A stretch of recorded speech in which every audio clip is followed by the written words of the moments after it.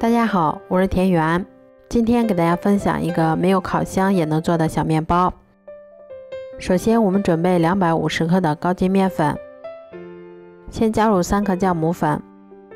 再加入20克的白糖，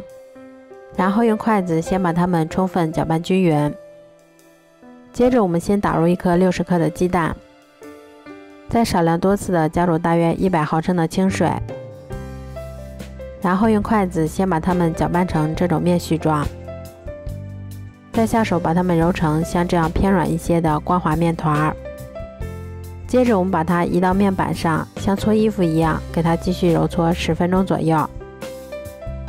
一直揉成像这样细腻光滑的面团就可以啦。揉好后再给它盖上保鲜膜，让它醒发至2倍大。接着我们在40克的葡萄干里面先加入5克的小苏打，再加入适量的清水，给它们多淘洗几遍，这样能够清除掉葡萄干里面的灰尘和杂质。像这样体积明显变大，用手指伸进去不回缩，我们的面团就已经醒发好啦。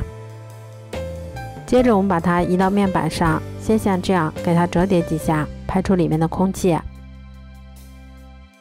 然后再用手先把它搓成长条，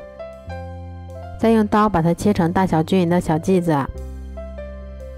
我们取一个小剂子，先给它揉得细腻光滑一些，然后再用手把它按扁成小饼的形状。接着我们再把它擀成一张厚度约3毫米的牛舌状饼皮，然后在表面再摆放一些我们提前清洗干净的葡萄干。接着我们再像这样把它从一头慢慢的卷起来，然后再用手把它轻轻的搓细搓长一些。搓好后我们再把它从一头慢慢的卷起来，然后把收尾处给它压在下面，再稍微给它整理一下外形，这样我们的生胚就做好啦。接着我们在小碗的表面先刷上一层食用油防粘，再把我们做好的生胚放到小碗里面。都做好后给它盖上保鲜膜，让它2次醒发30分钟。醒好后我们在表面先给它刷上一层蛋黄液，再撒上一些白芝麻增香，